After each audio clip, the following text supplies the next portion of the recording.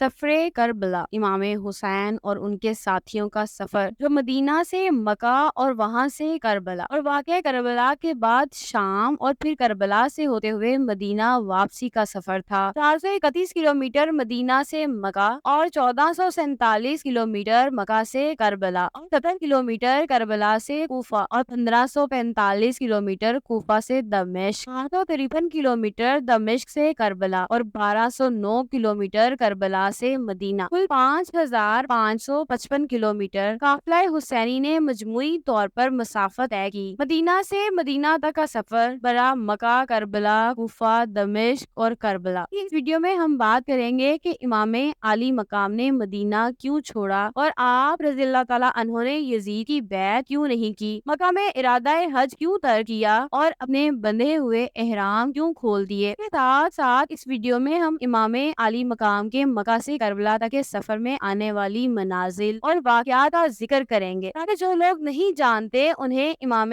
عالی مقام کے اس طویل سفر کی تھوڑی سی آگاہی ہو۔ تمام باتوں کے متعلق جاننے کے لیے آپ لوگوں سے گزارش ہے سکپ کیے بغیر آخر تک ضرور دیکھیے گا۔ ناظرین، یزید نے تخت نشین ہونے کے بعد ولید بن عقبہ کی وساطت سے امام حسین رضی اللہ تعالیٰ عنہ سے بیعت طلب کی۔ ولید نے سختی سے کام نہ لیا لیکن مروان بن حکم بزور بیعت لینے پر مجبور کر رہا تھا۔ ان حالات میں امام حسین نے سفر مکہ اختیار کیا اور وہاں سے اہل کوفہ کی دعوت پر کوفہ کے لیے روانہ ہوئے۔ یزید کا ذاتی کردار ان تمام اوصاف سے عاری تھا جو امیر یا خلیفہ کے لیے شریعت اسلامیہ نے مقرر کیے ہیں۔ امام حسین مکہ پہنچے تو اہل کوفہ نے انہیں سینکڑوں خطوط لکھ کر کوفہ آنے کی دعوت دی تاکہ وہ خلافت اسلامیہ کے قیام کی جدوجہد کا آغاز کر سکے، لیکن غدار اہل کوفہ نے ان سے غداری کی اور اپنے وعدوں سے پھر کر امام حسین کا ساتھ نہ دیا۔ یزید کی بھیجی ہوئی افواج نے کربلا میں نواسۂ رسول امام حسین رضی اللہ تعالیٰ عنہ کو، ان کے اہل خانہ اور اصحاب کو شہید کر دیا۔ اپنی جانشینی پر یزید نے مکہ کے گورنر ولید بن عتبہ ابن ابو سفیان پر اختیار دیا، اگر ضرورت ہو تو وہ حسین ابن زبیر اور عبداللہ بن عمر سے بیعت کرے۔ ولید نے اپنے عمومی رشتہ دار مروان بن حکم سے مشورہ کیا، جس نے مشورہ دیا کہ ابن زبیر اور حسین کو خطرناک ہونے کی وجہ سے وہ بیعت کرنے پر مجبور ہو جائیں، جبکہ ابن عمر کو کوئی خطرہ نہ ہونے کی وجہ سے تنہا چھوڑنا چاہیے۔ ولید بن عتبہ نے امام حسین علیہ السلام اور عبداللہ بن زبیر کو قاصد کے ذریعے بلایا۔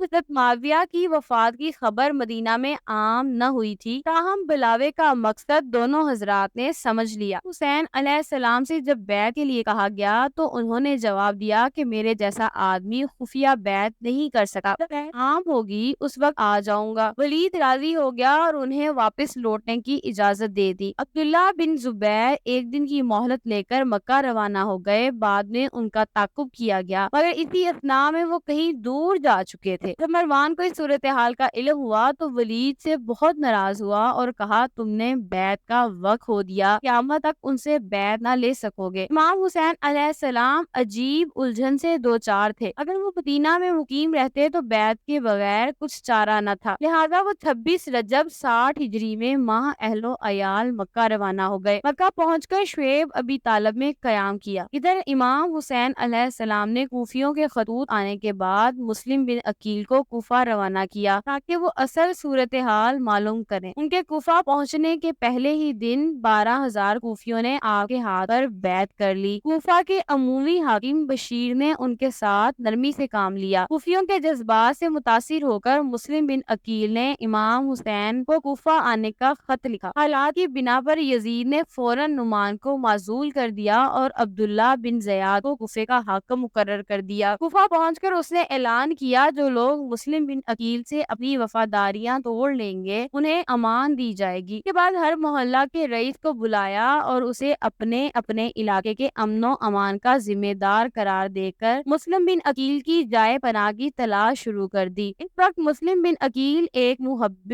اہل بیت ہانی بن عروہ کے ہاں چلے گئے۔ عبداللہ بن زیاد نے ہانی کو بلا کر مسلم کو پیش کرنے کا حکم دیا اور ہانی نے انکار کر دیا، جس پر انہیں قید میں ڈال کر مار پیٹ کی گئی، تاہم بعد میں سفیر امام حسین حضرت مسلم بن عقیل اور ان کے بیٹوں کو بھی شہید کر دیا گیا۔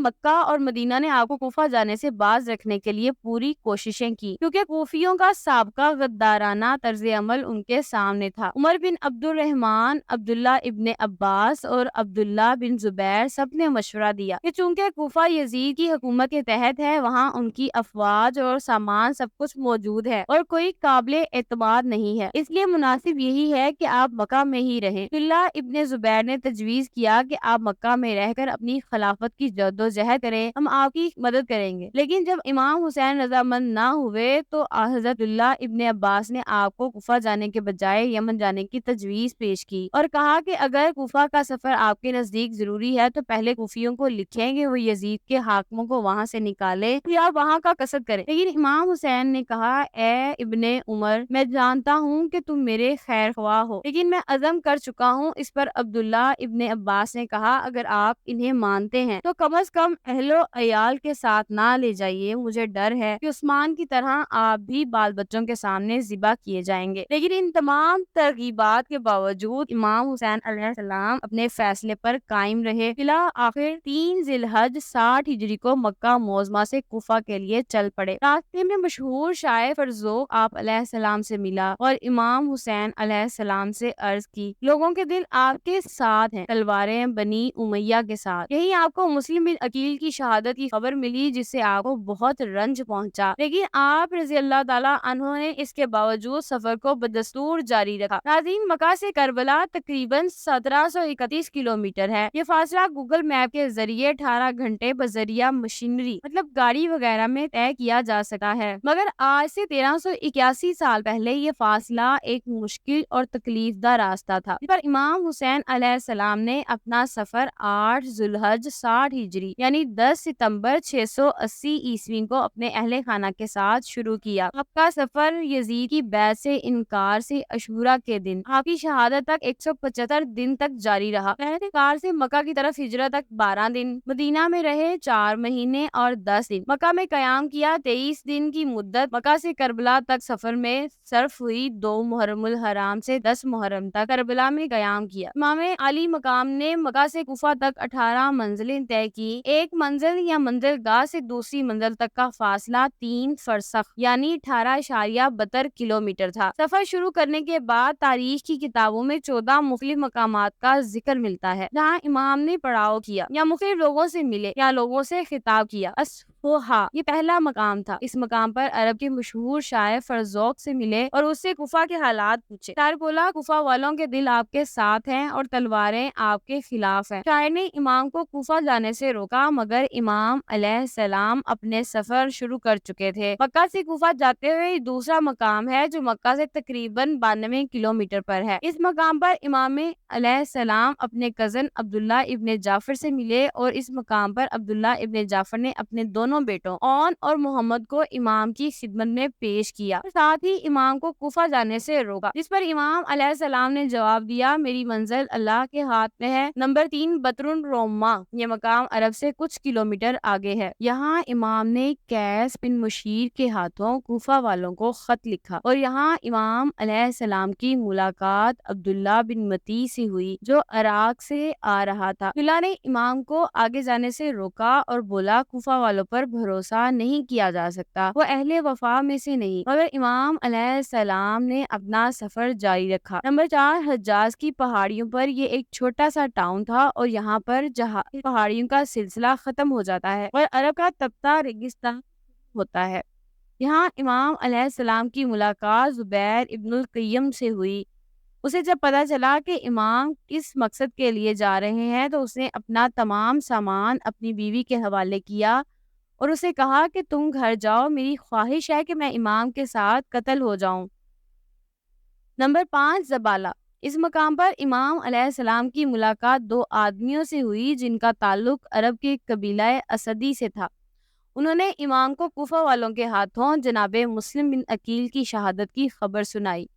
امام علیہ السلام نے فرمایا، بے شک ہم اللہ کے لیے ہیں اور اسی کی طرف لوٹ کر جانے والے ہیں، اور بے شک وہ ہماری قربانیوں کا حساب رکھنے والا ہے۔ اس مقام پر امام نے اپنے ساتھ چلنے والوں کو بتایا کہ جناب مسلم اور جناب ہانی کو شہید کر دیا گیا ہے اور کوفہ والے ہماری نصرت نہیں کریں گے۔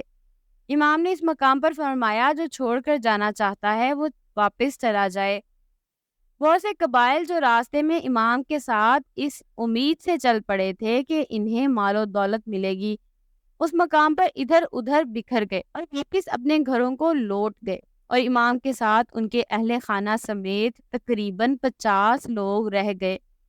نمبر 6، بدن العقیق۔ اس مقام پر امام علیہ السلام اکرم قبیلے کے ایک آدمی سے ملے جس نے امام کو آگاہ کیا کہ کوفہ میں آپ کا کوئی دوست نہیں، کوفہ کو یزید کے لشکر نے گھیرے میں لے لیا ہے اور اس کے داخلی اور خارجی دروازے بند کر دیے گئے ہیں، کوفہ تشریف نہ لے جائیں۔ یہاں بھی امام علیہ السلام نے اپنا سفر جاری رکھا۔ نمبر 7، سورت۔ اس مقام پر امام نے رات بسر کی اور صبح اپنے قافلے سے کہا جتنا پانی ہو سکے اپنے ساتھ لے لیں۔ نمبر 8، شرف۔ اس مقام پر امام کے ساتھیوں میں سے ایک چلایا کہ اس نے ایک لشکر کو اپنی طرف آتے دیکھا ہے، امام فوراً قافلے کا رخ موڑ کر قریب ایک پہاڑ کے پیچھے لے گئے۔ نمبر 9، ذو حسن۔ اس مقام پر امام علیہ السلام کی ملاقات حر اور اس کے 1000 سپاہیوں سے ہوئی جو پیاسے تھے، امام نے سب کو پانی پلانے کا حکم دیا اور بذات خود بھی سب کو پانی پلایا اور جانوروں کو بھی پانی پلایا گیا۔ اس مقام پر ظہر کی نماز ادا کی گئی اور سب نے مل کر امام کی امامت میں نماز ظہر ادا کی۔ اس مقام پر امام نے حر اور اس کی فوج سے خطاب کیا اور فرمایا اہل کوفہ تم لوگوں نے میرے پاس اپنے قاصد بھیجے اور مجھے خطوط لکھے کہ تم لوگوں کے پاس کوئی امام نہیں اور میں کوفہ آؤں اور تم لوگوں کو اللہ کے راستے میں اکٹھا کروں، تم لوگ میری بیعت کر سکو۔ تم لوگوں نے لکھا ہے کہ آپ اہل بیعت ہیں اور ہمارے معاملات کو ان لوگوں کی نسبت جو ناانصافی کرتے ہیں اور غلط ہیں بہتر طریقے سے حل کر سکتے ہیں، مگر اگر تم لوگوں نے اپنا ارادہ بدل لیا ہے اور منکر ہو گئے ہو اور اہل بیت کے حقوق نہیں جانتے اور اپنے وعدوں سے پھر گئے ہو تو میں واپس چلا جاتا ہوں۔ حر کے لشکر نے امام علیہ السلام کو واپس نہ جانے دیا اور انہیں گھیر کر کوفہ کے بجائے کربلا کی طرف لے گئے۔ نمبر 10، بیضا۔ امام علیہ السلام اگلے دن بیضا پہنچے۔ اس مقام پر پھر حر کے لشکر سے خطاب کیا، آپ نے فرمایا لوگوں، رسول اللہ صلی اللہ علیہ وآلہ وسلم نے فرمایا ہے جو شخص ایسے بادشاہ کو دیکھے جو ظالم ہو، اللہ کے حرام قرار دیے کو حلال کہے، خدائی عہد و پیمان کو توڑے، سنت رسول کی مخالفت کرے اور اللہ کے بندوں پر گناہ اور زیادتی کے ساتھ حکومت کرتا ہو، وہ شخص اپنی زبان، اپنے فعل اور اپنے ہاتھ سے اس بادشاہ کو نہ بدلے تو اللہ کو حق پہنچتا ہے کہ ایسے شخص کو اس بادشاہ کی جگہ جہنم میں داخل کرے۔ امام نے اس مقام پر مزید فرمایا جس کا مفہوم ہے لوگوں تمہیں معلوم نہیں کہ جن لوگوں نے شیطان کی اطاعت اختیار کی اور اللہ سے منہ پھیرا، ملک میں فساد برپا کیا، حدود شرع کو معطل کیا اور مال غنیمت کو اپنے لیے مختص کر دیا، اسی صورت میں مجھ سے زیادہ کس پر فرض عائد ہوتا ہے کوئی اصلاح کی کوشش کرے۔ میرے پاس تمہارے قاصد آئے اور خطوط پہنچے، تم نے بیعت کرنی ہے اگر تم میرے مددگار بنو اور مجھے تنہا نہ چھوڑو گے، بس اگر تم اپنا وعدہ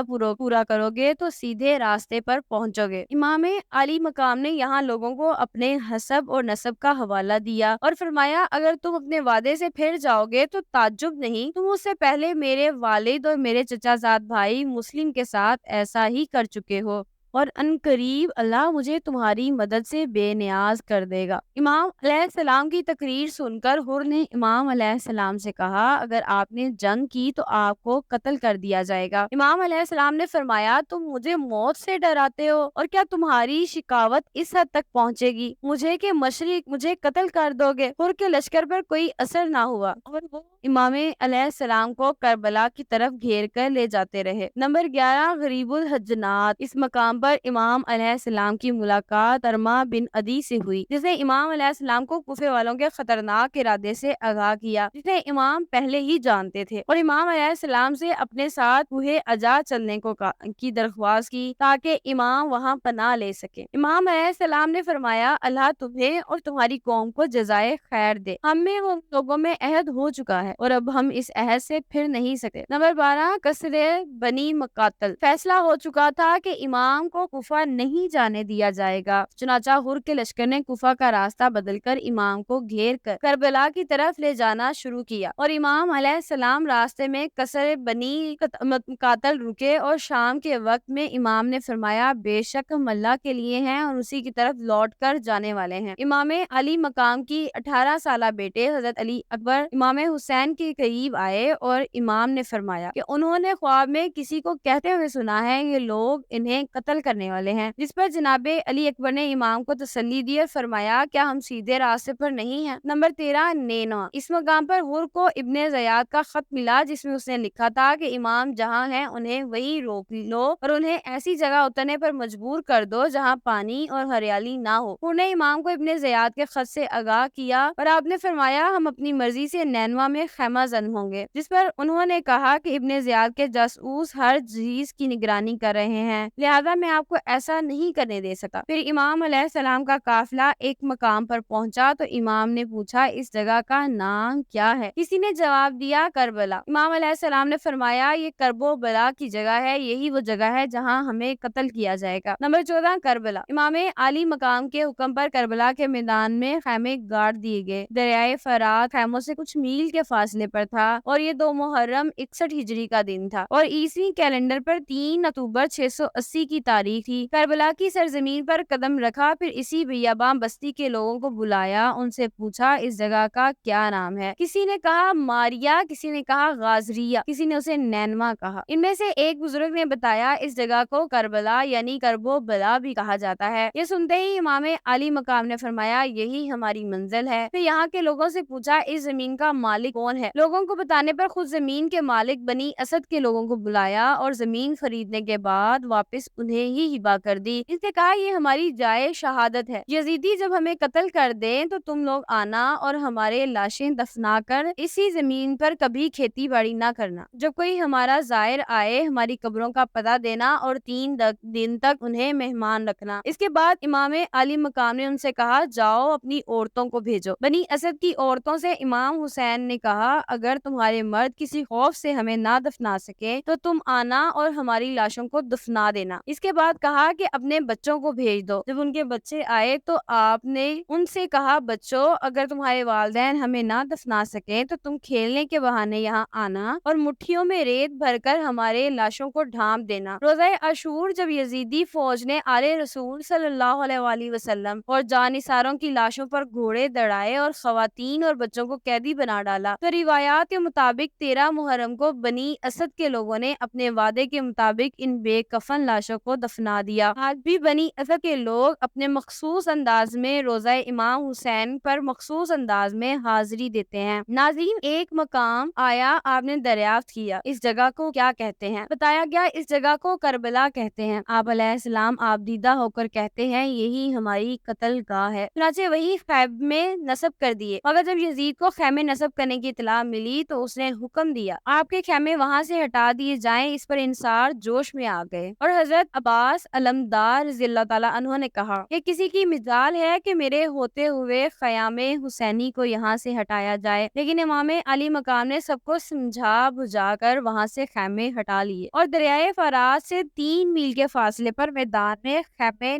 नस्ब किए जहाँ पानी का दूर दूर तक नामो निशान ना था। आका तर्ज अमल ये बताता है कि आपका मकसद जंगो जदल नहीं था, बल्कि अपने नाना सरवरे कोनैन इमामुल अंबिया हजरत मोहम्मद मुस्तफ़ा सल्लल्लाहु अलैहि वसल्लम के दीन की हिफाजत करना था। नाज़रीन, इमाम अली मकाम पर हर मंजिल पर लोगों को जज्ब करने और उनके जहनों में इस मामले को वाज़िया और रोशन करने के लिए हर मुमकिन कोशिश करते रहे। ज़ातल अरका नामी जगह पर बशीर बिन गालिब अल असदी नामी एक शख्स इमाम की खिदमत में पहुंचकर कुफा के हालात की नजाकत की इतला देता है। इस मौका पर इमाम ने इस बात की तस्दीक की। उस शख्स ने इमाम से कुछ सवालात किए। आप अलैहिस्सलाम ने फरमाया, इमाम 2 तरह के होते हैं, एक वो जो लोगों की हिदायत करता है, जबकि दूसरा वो जो लोगों को जलालत और गुमराही की तरफ ले जाता है। जो हिदायत के इमाम की पैरवी करता है वो बहिश्त में जाएगा, जबकि जो शख्स जलालत के इमाम की पैरवी करेगा वो जहन्नम में दाखिल होगा। बशर बिन गालिब ने उस वक्त तो इमाम का साथ नहीं दिया, लेकिन बाद में इमाम हुसैन की कब्र मुबारक पर गिरिया करते हुए देखा जाता था और इमाम अलैहिस्सलाम की नुसरत और मदद न करने पर पेशेमानी का इजहार करता रहता था। इसी तरह سلیبیا نامی جگہ پر ابو ہریرہ ازدی نامی شخص نے امام علیہ السلام کی خدمت میں آ کر اس سفر کی وجہ دریافت فرمائی تو امام نے فرمایا بنی امیہ نے میری جائیداد لے لی، اس پر میں نے صبر کیا، مجھے گالی دی میں نے صبر کیا، میرے خون کے در پہ ہوا تو میں نے فرار اختیار کی، اے ابو ہر جان لو کہ میں باغی اور سرکش گروہ کے ہاتھوں مارا جاؤں گا، خدا ذلت اور رسوائی کا لباس انہیں پہنائے گا اور ایک تیز دھار تلوار ان پر مسلط ہوگی جو ان کو ذلیل و رسوا کر دے گی۔ ناظرین، روایات میں آتا ہے امام علیہ السلام جب بطن الروما نامی جگہ پر پہنچے تو کوفیوں کو خط لکھا اور انہیں کوفہ کی طرف اپنی روانگی کی اطلاع دی۔ امام علیہ السلام نے خط قیس بن مظہر کو دیا۔ قیس جب قادسیہ پہنچے تو ابن زیاد کے سپاہیوں نے ان کا راستہ روک لیا اور ان کی جامعہ تلاشی لینا چاہا۔ اس موقع پر قیس نے مجبور ہو کر امام کا خط پھاڑ دیا تاکہ دشمن اس کے مضمون سے باخبر نہ ہو سکے۔ جب وہ گرفتار کر کے ابن زیاد کے پاس لے جایا گیا تو اس نے غضبناک ہو کر چلاتے ہوئے کہا، خدا کی قسم تمہیں ہرگز نہیں چھوڑوں گا مگر یہ کہ ان افراد کے نام بتاؤ جنہیں حسین ابن علی نے خط لکھا تھا، یا یہ کہ منبر پر جا کر حسین اور اس کے باپ کو برا بھلا کہو، اس صورت میں تمہیں رہا کروں گا ورنہ تمہیں مار دوں گا۔ کیسے قبول کیا اور منبر پر جا کر امام علیہ السلام کو برا بھلا کہنے کے بجائے کہا، اے لوگو میں حسین بن علی کا ایلچی ہوں اور تمہاری طرف آیا ہوں تاکہ آپ کا پیغام تم کو پہچان دوں۔ اپنے امام کی ندا کو لبیک کہو۔ ابن زیاد آگ بگولا ہو گیا اور حکم دیا قیس بن مظہر کو دارالامارہ کی چھت سے نیچے پھینک دیا جائے۔ بھائیوں نے ایسا ہی کیا اور پھر اس جسم بے جان کی تمام ہڈیاں توڑ دی۔ اسی طرح روایات میں آتا ہے کہ امام حسین رضی اللہ تعالیٰ عنہ نے مسلم بن عقیل کی شہادت کی خبر پانے سے قبل اپنے رضائی بھائی عبداللہ بن یکتر کو مسلم کی طرف بھجوایا، لیکن وہ حسین بن نمیر کے ہاتھوں گرفتار ہو کر ابن زیاد کے پاس چلے گئے۔ ابن زیاد نے حکم دیا کہ انہیں دارالامارہ کی چھت پر لے جایا جائے تاکہ کوفیوں کے سامنے امام حسین اور آپ کے والد بزرگوار سب پر لعن کرے۔ عبداللہ بن یکتر نے دارالامارہ کی چھت سے کوفہ والوں سے مخاطب ہو کر کہا، اے لوگوں میں تمہارے پیغمبر کی بیٹی کے فرزند حسین کا ایلچی ہوں، اپنے امام کی مدد کرو، توڑ دو ابن مرجانہ کے خلاف بغاوت کرو۔ ابن زیاد نے جب یہ دیکھا تو حکم دیا کہ انہیں چھت سے نیچے گرا دیا جائے اور اس کے گھمائشتوں نے ایسا ہی کیا۔ عبداللہ بن یکتر جانکی کی حالت میں تھے کہ ایک شخص نے آ کر انہیں قتل کر دیا۔ عبداللہ بن یکتر کی شہادت کی خبر مسلم اور ہانی کی شہادت کی خبر کے زبالہ کے مقام پر امام حسین کو ملی۔ امام حسین نے بصرہ کے 5 قبائل عالیہ، بکر بن مائل، بنو تمیم، عبد القیس اور ازاد کے سرداروں کے نام ایک خط لکھا جسے سلیمان بن زرین نامی ایک موالی کے توسط سے روانہ کیا۔ سلیمان نے 5 قبائل کے سرداروں مالک بن مسمع بکری، احناف بن قیس، منظر بن جارود، مسعود بن عمر، قیس بن یاسین اور عمر بن عبید اللہ میں سے ہر ایک کو خط کا نسخہ دیا۔ خط کا مضمون اور متن ایک ہی تھا جو کچھ یوں تھا، میں تمہیں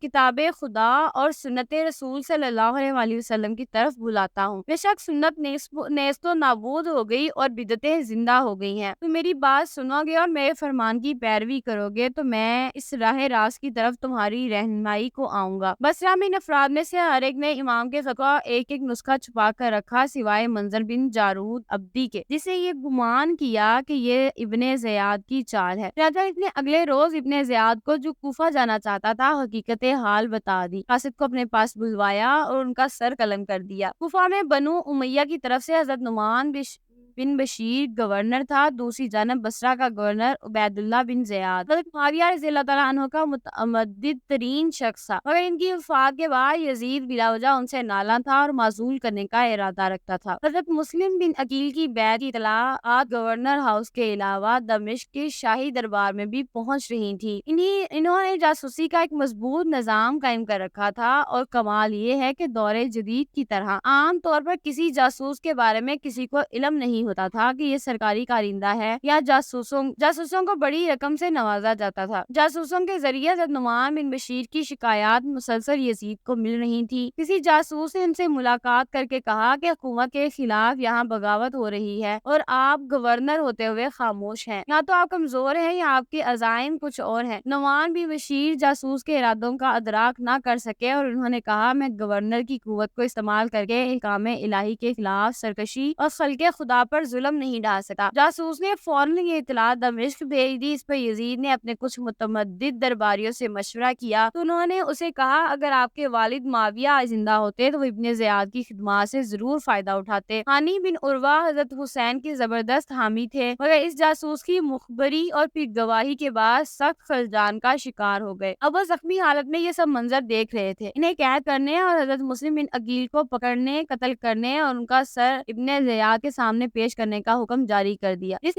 شخص نے یہ جاسوسی کی تھی اس کا نام مورخین نے سرجون بیان کیا ہے۔ کہا جاتا ہے کہ اسے یزید نے دمشق سے ابن زیاد کے پاس بھیجا تھا۔ حضرت مسلم رضی اللہ تعالیٰ عنہ کو ہانی بن عروہ کی گرفتاری کی اطلاع ملی تو انہوں نے اپنی حمایتوں کو ساتھ لے کر مقابلہ کرنے کی ٹھانی۔ ان کے ساتھ 3,500-4,000 کے لگ بھگ کوفی میدان میں نکل کھڑے ہوئے، مگر جو ہی ان بدبختوں کے بڑے بڑے سرداروں کو عبید اللہ بن زیاد کے محل تھا تو انہوں نے بالکنی سے اپنے اپنے قبیلے کے تمام لوگوں کی سرزنش کی تو آہستہ آہستہ یہ بدعہد حضرت مسلم بن عقیل کا ساتھ چھوڑ کر منتشر ہو گئے۔ کے ساتھ صرف چند سو افراد رہ گئے۔ ناظرین، امام حسین علیہ السلام حج سے ایک دن قبل 9 ستمبر 680 عیسوی اور 8 ذی الحج 60 ہجری کو مکہ مکرمہ سے قریب 50 افراد میں اہل خانہ کے ساتھ روانہ ہوئے۔ آپ حج کا ارادہ رکھتے تھے، لیکن آپ کو حاجیوں کے جھرمٹ میں ایسے لوگ نظر آئے جو آپ کی جان کے در پہ تھے۔ چنانچہ امام علی مقام نے خانہ خدا کی حرمت کا خیال کرتے ہوئے حج کے ارادے کو عمرے میں تبدیل کر دیا، عمرے کا ارادہ کیا اور بندھے ہوئے احرام کھول دیے اور کوفہ کی جانب چل پڑے۔ آپ نے صحرائے عرب شمال مشرقی راستہ اختیار کیا۔ آپ کے چچا زاد بھائی عبداللہ ابن جعفر کی مرضی پر مکہ کے گورنر مر بن سعد نے اپنے بھائی اور ابن جعفر کو حسین کے بعد مکہ میں حفاظت کی یقین دہانی کروانے اور اسے واپس لانے کے لیے بھیجا۔ حسین علیہ السلام نے واپسی سے انکار کر دیا۔ اس سے متعلق کہ محمد نے خواب میں جو حکم دیا تھا اس کے نتائج سے قطع نظر آگے بڑھے۔ دیباغ کے نام سے مشہور جگہ پر اس لیے رنگ برنگے پودے اور کپڑے لے جا رہے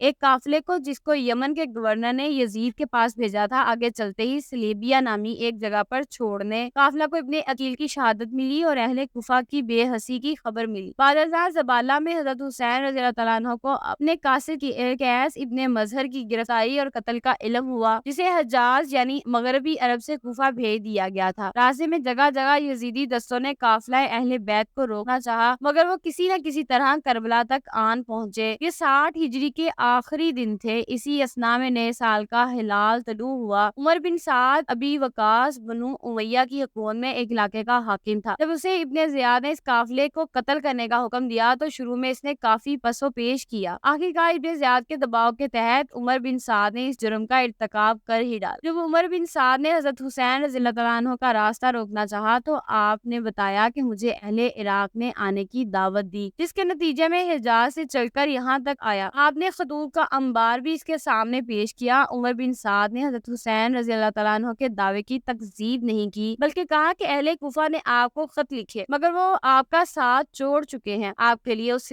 کے سوا کوئی راستہ نہیں کہ یزید کی بیعت کر لیں۔ حضرت حسین رضی اللہ تعالیٰ عنہ نے فرمایا کہ میں ایسا شخص نہیں ہوں جو دب کر بیعت کر لے۔ ابن زیاد کوفہ جانے والے راستوں پر فوج رکھی تھی۔ حسین رضی اللہ تعالیٰ عنہ نے اور ان کے اصحاب کو یزید کی فوج کے سرگناٹے روک لیا۔ قادسیہ کے قریب کوفہ کے جنوب میں حر بن یزید کی سربراہی میں لگ بھگ 1000 افراد تھے۔ امام حسین نے ان سے کہا میں اس وقت تک آپ کے پاس نہیں آیا جب تک کہ آپ کے خط میرے پاس نہیں لائے جاتے تھے، اور آپ کے قاصد میرے پاس آئے اور کہتے تھے کہ ہمارے پاس آؤ، کیونکہ ہمارے پاس کوئی امام نہیں ہے، لہٰذا آپ مجھے اپنے معاہدوں اور گواہوں کے مطابق وہی چیز دے دیں تو میں آپ کے شہر آؤں گا۔ اگر آپ اور میرے آنے سے ٹل جائیں گے تو میں آپ کو اسی جگہ کے لیے چھوڑ دوں گا جہاں سے میں آپ کے پاس آیا ہوں۔ اس کے بعد انہوں نے وہ خطوط دکھائے جن کو انہوں نے کوفیوں سے موصول کیا تھا، اور ان خطوط کے بارے میں کسی بھی قسم کی معلومات سے انکار کر دیا، اور کہا حسین رضی اللہ تعالیٰ عنہ کو اس کے ساتھ ابن زیاد کے پاس جانا چاہیے، جسے آپ رضی اللہ تعالیٰ عنہ نے انکار کر دیا۔ خود نے جواب دیا کہ وہ حسین کو یا تو کوفہ میں داخل ہونے یا واپس مدینہ جانے کی اجازت نہیں دے گا، لیکن یہ کہ وہ اپنی مرضی کے مطابق کہیں اور بھی سفر کر سکے گا۔ اس کے باوجود اس نے